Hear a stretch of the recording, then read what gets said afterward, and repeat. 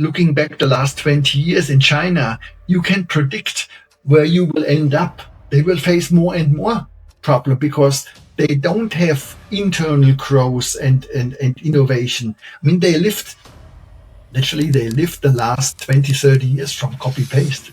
They tried to steal knowledge from somewhere else and reproduced it at cheaper price.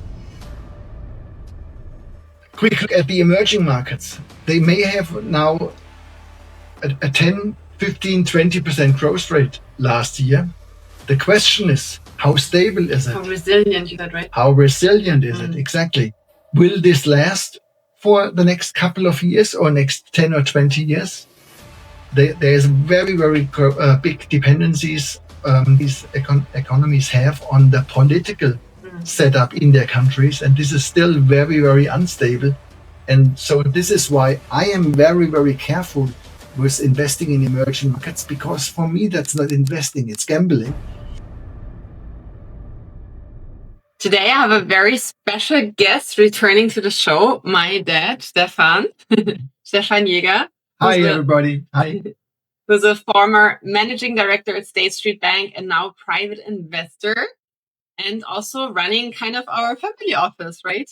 Yeah. Welcome back, Dad. Thanks so much. Thank you for having me. Today, we're doing something completely different that we actually presented to our Her Circle community, our internal Her Financial Freedom Circle. It's a comprehensive market update. We're going to break down exactly what happened in the global economy last year, what it means also for your portfolios, and what are we watching as we're heading into 2026. Sounds good or not? It does. Certainly does. Always worth to have a review of what happened. Exactly. Good. But before we get into the heavy stuff, I have to ask, how does it feel to be called Stefan by me? Well, it's part of our business experience. I mean, everybody knows that I'm your dad, and I'm very proud of that, by the way. But yeah, I think for better understanding, it's fine for me to be called Stefan in our business. Super weird. For the listeners that might be new, can you give us a quick background on your investment philosophy and also how you even approach the markets? Because now in the meantime, you have 40 plus years in the finance industry, in asset management, investment banking. So what's your, how did you get into it and what's your approach to it? Yeah, well, maybe just summarizing, I worked in the finance industry for the last 40 plus years. I worked in front office, back office for different banks. However, I was never trained as an asset manager or portfolio manager. And that's, I think, the message I want to give. Everybody can do it. Everybody can get into it. Everybody can decide his level of how deep you want to dive into the business. When I worked for an asset management company, I realized that the portfolio managers very often, I mean, they had a certain education, but also they learned on their job and they got used information from professionals out there, outside of their business, from brokers and from the market. And I started like 25 years ago to do the same, to familiarize myself with the business, with the investment practice. And you start slowly, you get a feeling for it. You test the different investment categories, like the equities, the bonds, real estate.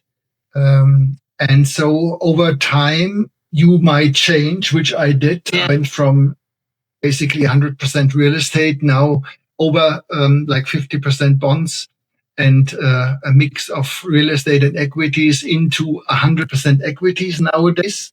I should say 99%, because I still have 2 bonds will run out in the near future. And I also remember how you said that your first bond investment actually was with 14 or something, right? Yeah, that's right. That's right. Yeah, when I saw that the document in a bank, that they offered, and I remember the numbers, a 12.5% coupon. With my money, I had a couple of thousand Deutschmark at this time. I thought, if I have that for 5 years, the time of lifetime of that bond was 5 years, and that was 30, 40. And I thought, maybe you make then out of those 4,000 or 5,000 Deutschmarks, then 8,000 or 9,000 Deutschmarks, and then you buy the first car from with that money, and it worked out fine. So this was a perfect start. But then, the real investment business in securities was starting somewhere around 30, I would guess. Oh, okay. And because you've invested first in real estate, right? And that's right. Based on the experience from my dad, who invested only in real estate business for his lifetime. I continued that, but then in the 90s, I realized that it's not very profitable and you lose control with additional regulation. And the law has more and more turned to the tenants away from the landlords. So you don't have, it's not attractive to invest in real estate, and you lose control. You are not available of your money anytime. No. And so I moved this more and more into equities. And as I said, nowadays, I'm very much convinced to participate in the success of companies. I have, and we spoke about that in the past, a certain methodology how to select the companies I'm investing in. And that's also something that the circle members profit from because you share with them? I do that, yes, I do. And the core message is, it's not a science. It's just a practice. You start slow, you start on different levels, and these are my known 3 levels, 3 categories on investment. A, the losers who don't invest at all and they lose money every day. And then the one who start doing and taking care of their investment portfolio, the intermediates. They can do with very easy tools like ETF tools, invest in different categories, equities, also bonds, and also real estate. And then the nerds, the professionals, they can do stock selection. They can do stock picking. But this really requires a deep dive. It requires everyday time to deal with news and with the analysis of the equities. So that's not what everybody is interested on. And so this is where you can really decide over time the level of engagement. Yeah. And that's basically why we're here today, because you're investing every day, let's say 2-3 hours researching. We have the family group chat going on. You're giving us like insights. We exchange opinions. What do you think? Different research. And basically today we're kind of like trying to accumulate and give you this kind of insights, right? Right. In your opinion. Yeah. Cool. Nice. Let's go right into it, and let's go a bit into the market update. Right.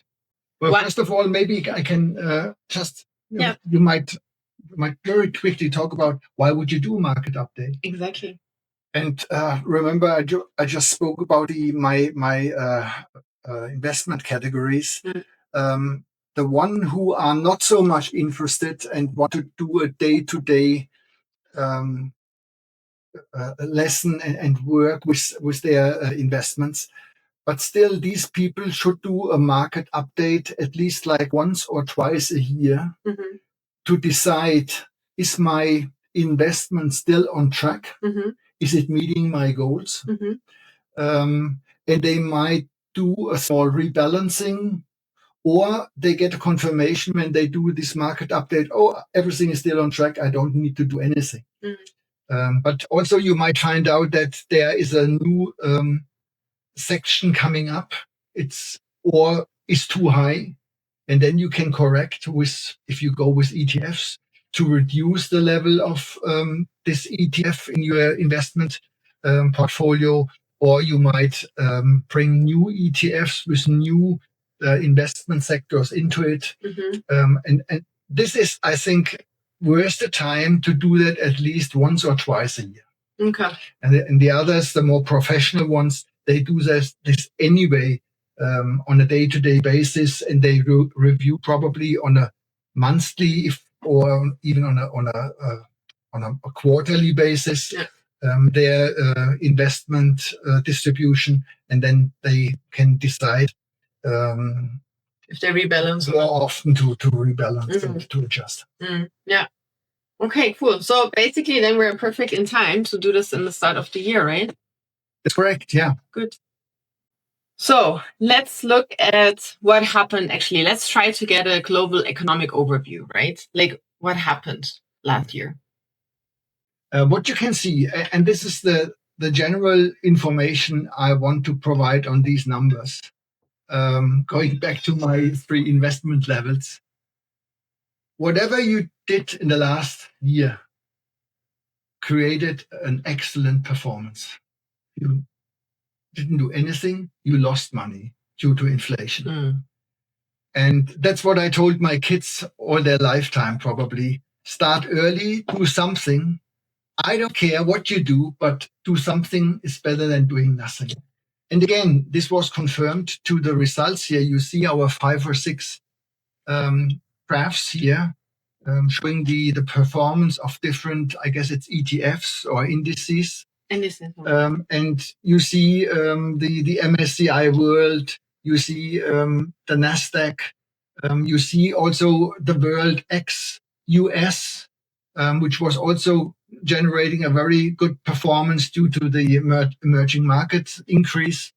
You see the S&P 500, which is covering not only tech stocks, growth stocks, but also value stocks in the US. And you also see the Euro stocks. So what you see here, we talk about performance somewhere around 15 to 20%. Crazy. So it was a fantastic year last year. Yeah. Remember, our expectation, or my expectation, is on a long-term performance. I want my investment to increase around 6 to 8% per year. So this was double the value, if not. I can say my personal investment did even better. So that's the other thing. There's a lot of discussions all the time. Can individual stock picking beat indices? And there are a lot of doubts, but you have always examples for people doing that. Most famous example is Warren Buffett and his company Berkshire Hathaway. Over the last 30, 40, 50 years, they always, what's the past tense of beat? Bet the index, the indices. Has beaten? Has beaten, I don't know. But anyway, you see that somebody who is very much into it, has a clear strategy and sticks to his strategy, has a lot of discipline, has a good chance in the long run to also beat those indices. Maybe we should do the session on your philosophy also for YouTube. That would be fun. Yeah, why not? And I remember also how you said, like, you were discussing now with some relatives on their return the last 2 years, and they were happy that it was like 5% or something. Right. And you were like, oh my God, what did you pay? And the bank suggested them a fund that has like a subscription fee of 5% and a management fee of 2.5%. Yeah. So imagine people, that you would need to make 7% just to get that back. That's insane. Yeah. I mean, if you buy mutual funds in Germany, you have an upfront fee of 5%. And this is horrible because, look, it's a fee. If you buy a stock or sell a stock, you would probably not accept more than 0.2% fee. Here you pay 5% fee. Another, just as a side information, if you buy a real estate in Germany, your upfront fee is higher than 10%. So buying a real estate, you lose immediately after you bought it 10% of your value. That's crazy. But there I must really say that the wealth management industry in Switzerland, it doesn't seem so, I don't even know, how do you say it, abzockermäßig? Like, really, because like in Germany, I sometimes see client portfolios with some Rip you off. Rip you off, honestly. PIFs or wild funds, like forest funds, tip funds. Sometimes they don't even get their money back, and they paid percentages upfront. It's insane. Yeah. This I haven't seen in Switzerland, I must say. It's horrible. And it can only happen in Germany because the people are absolutely not educated and never learned about. Or they don't want to look into it, maybe. They are not interested, but I think they simply have not learned during their education process that this is something which you can look into, and probably you have to look into because you cannot rely on public and state-owned contributions when you turn as a pension.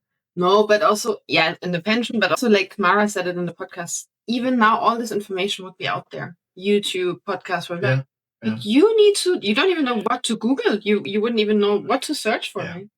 Well, that's why we're here. But let's get back to the data. So you're saying, summary, markets were running amazingly last year. And if you didn't participate, you lost inflation. So the gap widens between the non-participants and the participants. This year also started with an amazing run, no? Right.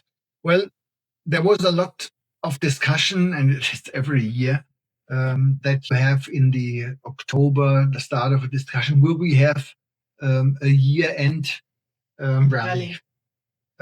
Well, when I looked into those numbers in November, actually, I said, I don't care. We made already somewhere around 15 to 20%. Wow. Who cares about year-end rally? Mm-hmm. Now, the outcome was we did not have a rally really to the end, but we had a consistent growth path. Mm-hmm. The indices increased slowly but consistently, and this happened also at the beginning of this year. So the trend continues. I read now more and more articles and hear voices about saying we need to have a correction. Yeah. They don't know how. Is it a very aggressive one? The bubble. Or is it a bubble? Right now, I am a bit careful because, we are now very on a very high level in all the indices. But looking at the PEs, the price earning ratios, okay, some of them are, not really realistic, but the bulk of values is still very much in good shape. It's not super expensive, so I am not as pessimistic as you can read in the news here and then. If you look for the right companies, if you go for stock splitting or you look for ETFs and you talk about equities, for example, the US equities, as long as the companies and the markets have enough innovation and enough liquidity, if this is available, I think this is a good basis for growing markets. And you see also on the opposite, especially in the European section, that these markets are in trouble because with all their regulation, they have limitations on and hurdles on their liquidity and on their innovation. I mean, they are innovative, they are intelligent, but they cannot bring it to the market. And this is why you have a lot of those good ideas moving to the US. Once they are developed in Europe, they move to the US because there they can bring it to the market and make attractive products. Mm-hmm. And remember, because talking about the bubble, remember how my business partners, so they went to a bank and got an advice, like for 1 hour Beratung, an advisory session. I think they paid €2,500, the mom and her, and they have been told, sell all liquid assets. Can you imagine? This is months ago. So now they're sitting on real estate. She has some angel investments in like paddle courts and real estate in Bali, and they only have liquidity. And they missed this whole rally. Like, oh my God. Yeah. Such a shame. Such a shame. Anyway, let's go back to, we were looking at now GDP, or like, were you done with the global market outlook? Yes. The message really is we don't go to these individual graphs, even when you see it then later in the podcast. It doesn't really matter this year where you have been invested. You made an excellent performance. Nice. Then let's look at GDP. So I want to talk macro GDP, gross domestic product, in BIP in German. Why should everyday investors even care about this economic indicator? What does it tell us? First of all, it defines the GDP, the size of your economy. Yeah. If the GDP is very big, you have more market power. I mean, by definition, the biggest GDP, the biggest market, biggest investment market is the US. We have prepared some numbers. I'm not sure we want to go through this now, but I mean, US is really dominating the market, and this is also defining the market power. Why is it? Well, we mentioned this already. The US market is regulated, giving the market guidance, but it's not over-regulated like a lot of the European markets. So innovation is prepared to go there and to grow their business there and to develop attractive products. And this makes the US market number one in size and also in terms of innovation and developing new products and new ideas. So, I mean, I would mention numbers, we can plant them in, but basically what you're saying is to put it in perspective on people that are living there, right? So we have a GDP, gross domestic product, of 30 trillion in the US. That's right. Yeah. And how many people are living there? Like 270? Yeah.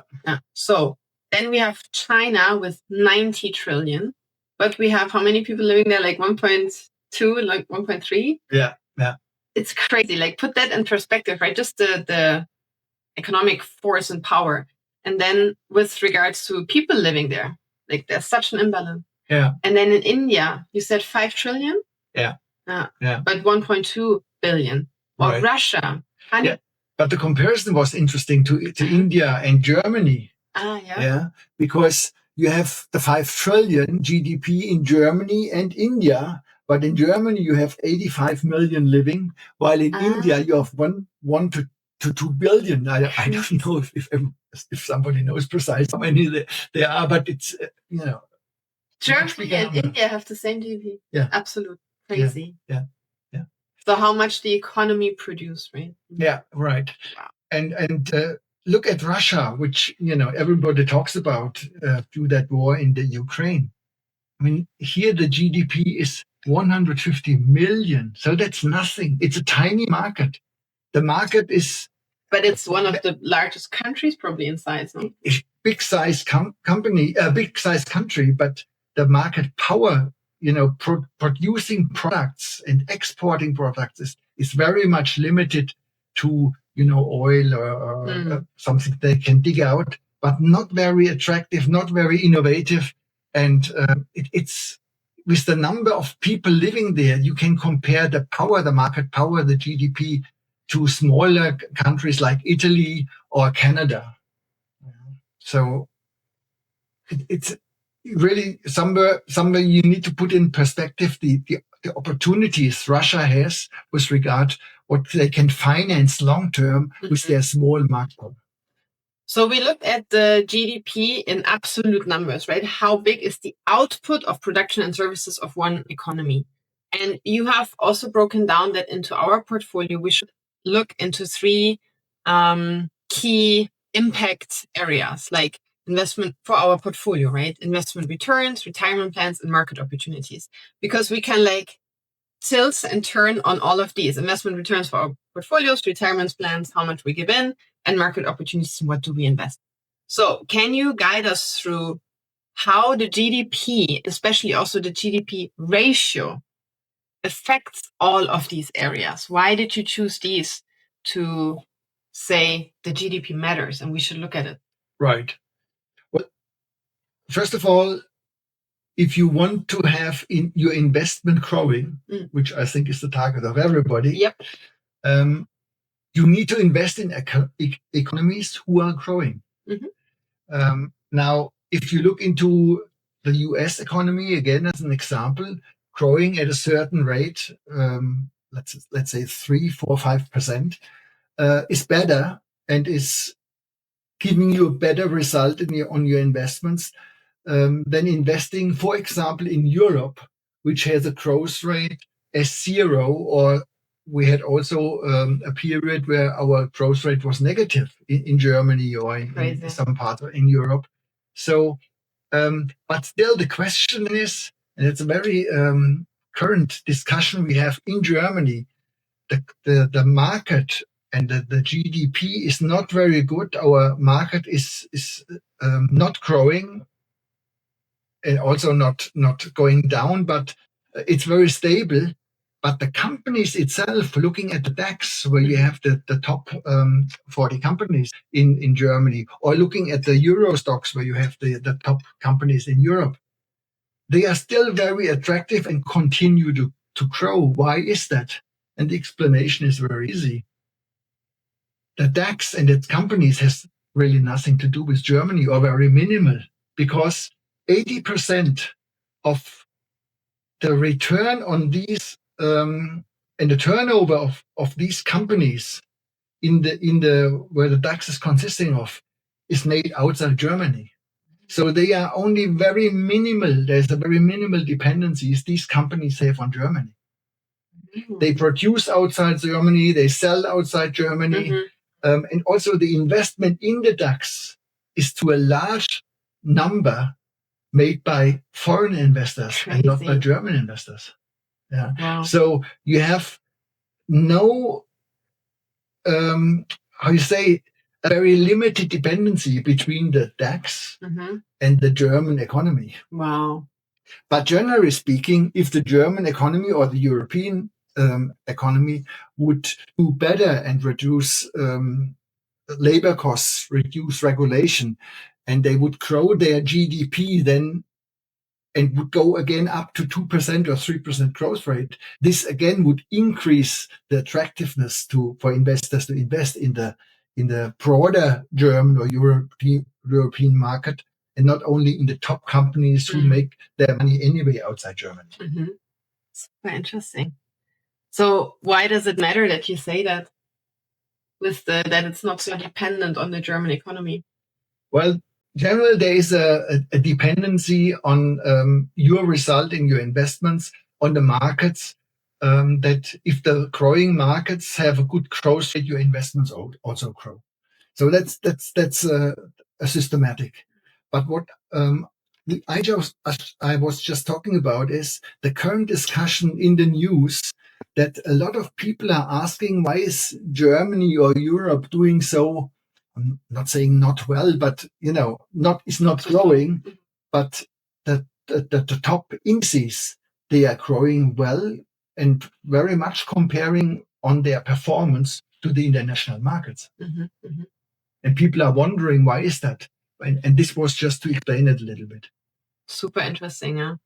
And I like also to put it in perspective, right? And also this like Panikmache we always see. Yeah, right. Yeah. So when we talk about GDP growth and forecast also by region, I want to highlight a bit, because I think the numbers, we will blend them in, but I want to stay here in a higher level view. And you said something very interesting, because we get asked this question all the time. I have a massive overexposure in the US. What else can I invest in? Does it make sense? I want to invest in emerging markets. What is with developed, when we look at developing versus emerging markets, right? Should I split my portfolio like 20% US, 20% Europe, 20% Asia, 20% Africa, 20% Latin America? What would you say about such a portfolio split? Yeah, well, it all depends, as always. But in general, I know your opinion. You would probably say, please no. Right. I mean, for me, the biggest market and the most innovative market is the US, and they have a very solid growth rate over a very long time. So this is number one. The numbers are one-digit numbers, like 4%, 5%, 6%.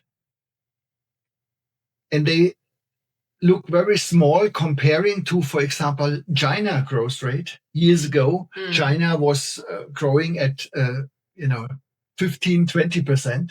Then the last 10 years, it reduced to 10%. Now it's getting more and more trouble.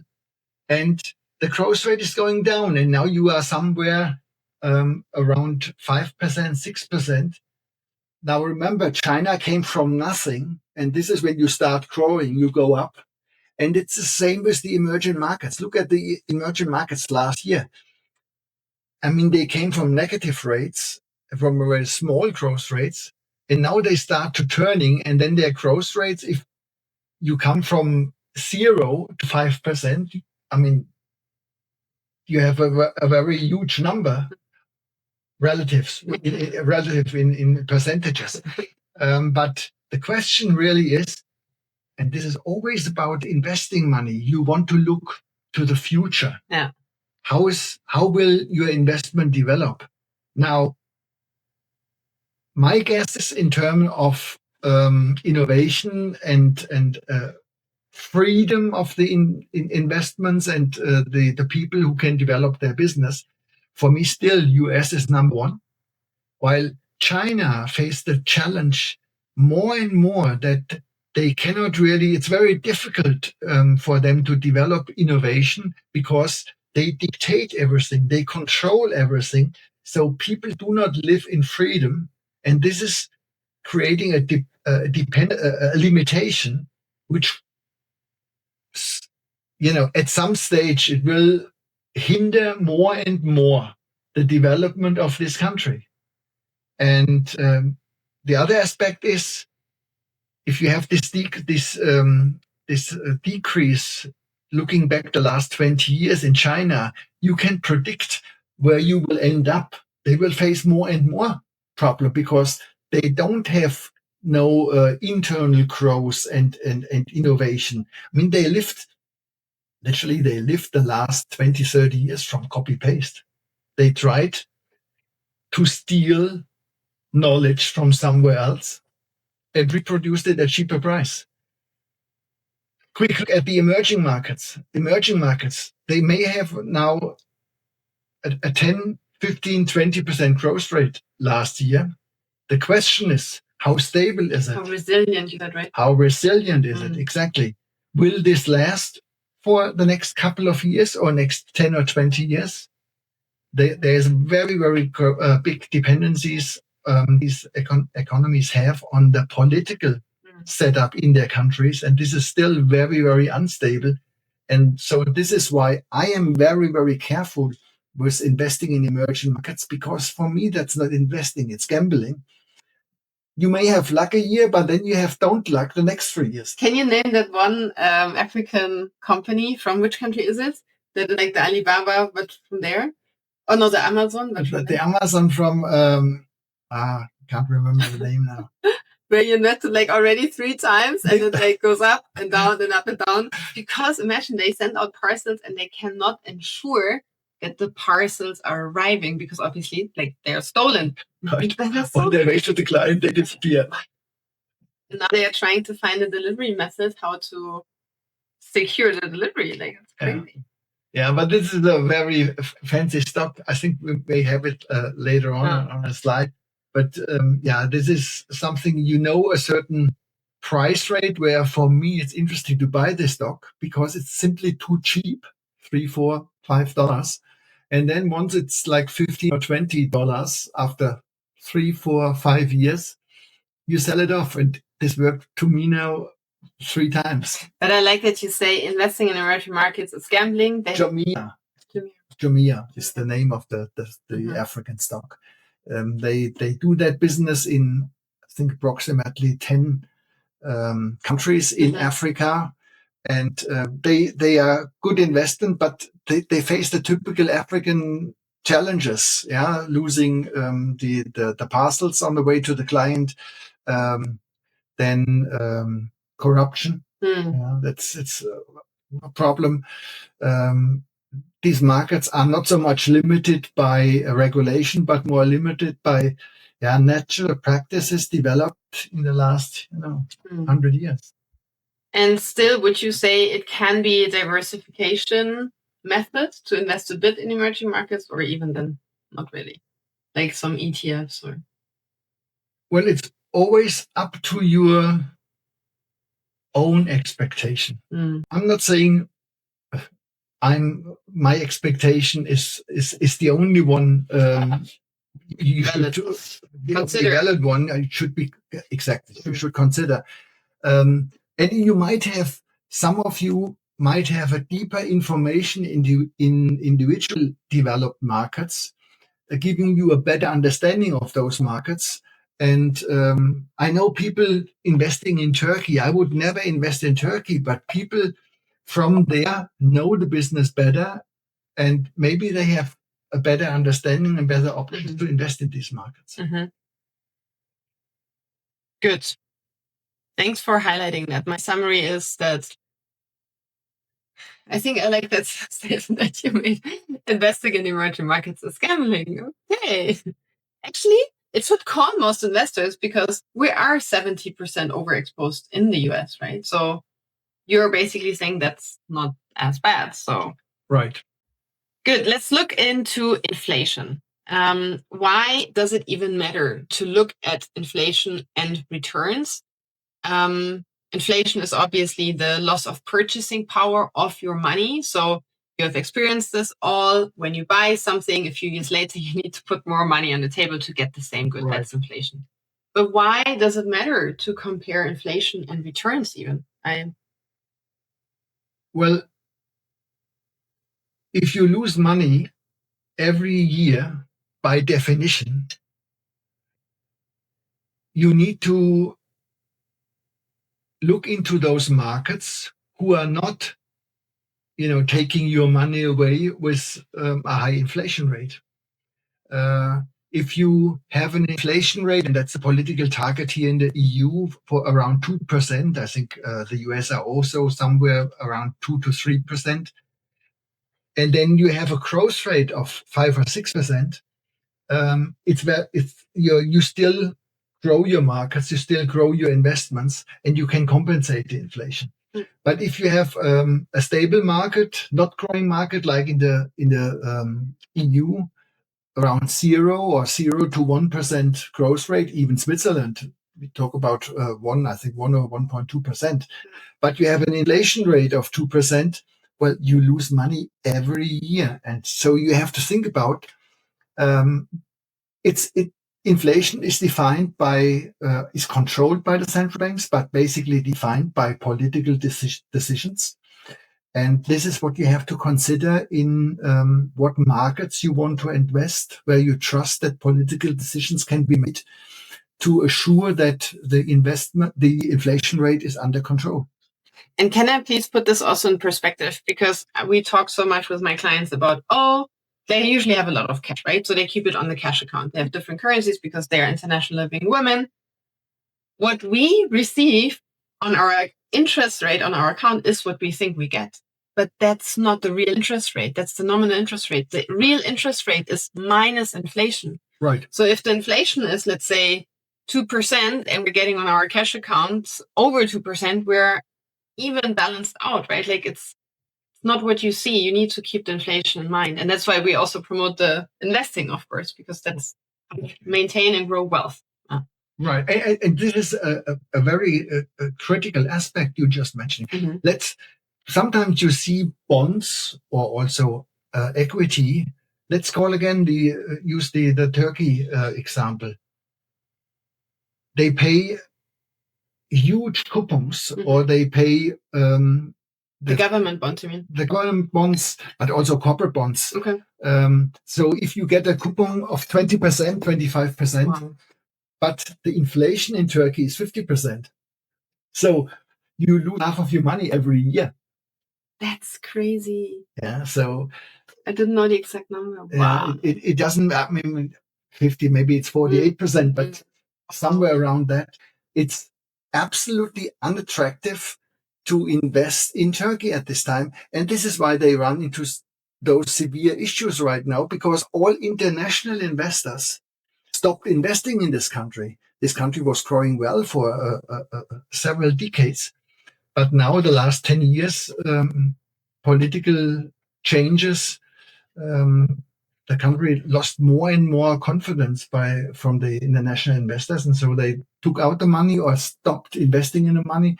And now they run into trouble.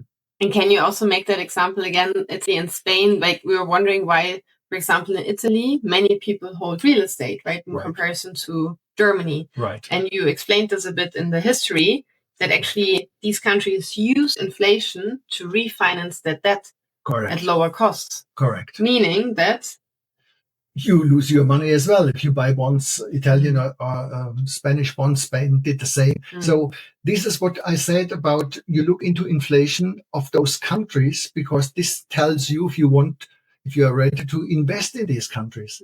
If I know that Italy is reducing the value of their debt, they pay high coupons, but the inflation is even higher, it does not make any sense to buy an Italian bond. And this is what they did the last 20 years before they joined the euro. Now they can't do that anymore. But before, it was a common practice.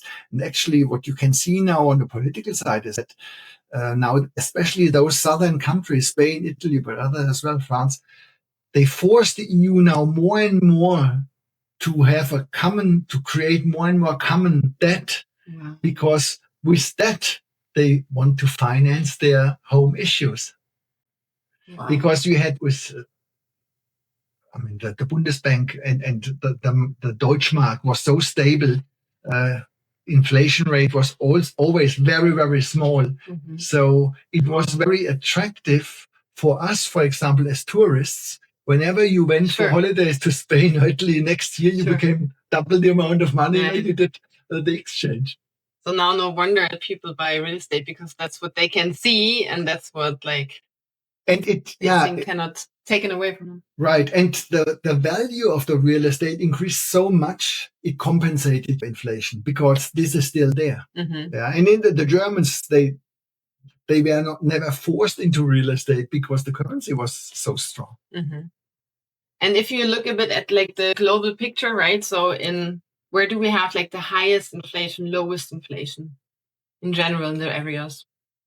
Well, I think without being able to read that very small picture here, but you can say typically the emerging markets have higher inflation rates compared to developed markets. And I think you have always seasons where you have higher inflation rates, like in the US or in Europe, where then the central banks are very much focusing on bringing these numbers down again. And as I said, the corridor there is around 2%, or in the US 2 to 3%. While if you go to South America or in Asia, you have much higher rates. Actually, in Switzerland, it's quite low, which is crazy. We get 0 also on the cash account, but also the inflation is low. The inflation is very slow and is very well controlled, but there are side effects. One is that the interest they pay on bonds is also very, very slow. On cash, it's 0. And the other aspect is for Swiss companies, their products get more and more expensive. With their strong currency, in dollar or euro, you have to pay more and more and more. So the Swiss companies have to be very, very innovative and produce more and more effective to be able to get their prices paid in the international and world markets for their products. And you see that very famous companies who have an international share and make 90-95% outside their market on their turnover. They are market leaders. It's very quality. Top quality is paid, or you have these international top quality is paid, or you have these international brands, the labels, and they are also paid. They were a little bit in trouble the last, let's say, 6 or 8 years, but they are now very slowly recovering. And in one of our sessions, I explained already that last year, in the last year, this was starting to be more and more interesting and attractive to invest in those labels again. And why do we mention all of that? Because I feel like my clients, my community, they are living such international life. They're investing also internationally.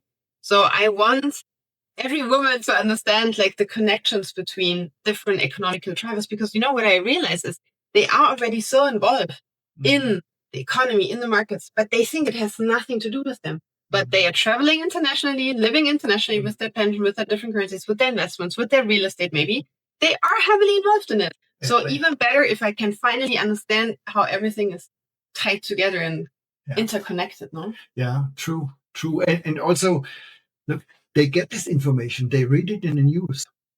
I guess all of your clients are reading news in different, following news, following the information in the media, social medias, but also public press. It's just then the next step to create good decisions out of that information they have anyway. Yeah. And that's these principles, those strategies. It's a very, very small step, and you can learn it step by step to make best out of the information you anyway have for your investments. Nice. Yeah, I hope this really helps. And we are also offering now a monthly market update. And even you sent it to Yannick and Niklas and said, wow, it's so cool. It's really good. And it's really explained in a way that, you can understand it. We make some references. It's easy to read, easy explained, and relevant to you. So I hope this gives you a lot of added value. It's comprehensive. It's not too long. It's not a book. So you have like 2 pages you can read, and it's a really, really good summary in easy language. Can be understood by everybody. So it should be very helpful for you. Thanks so much for the session. I hope you liked it, and we can do it again if you like it in 3 months or 6 months for half year update. Thanks, Deb. Thank you. Thanks, everybody. Thank you. Thanks, Christina.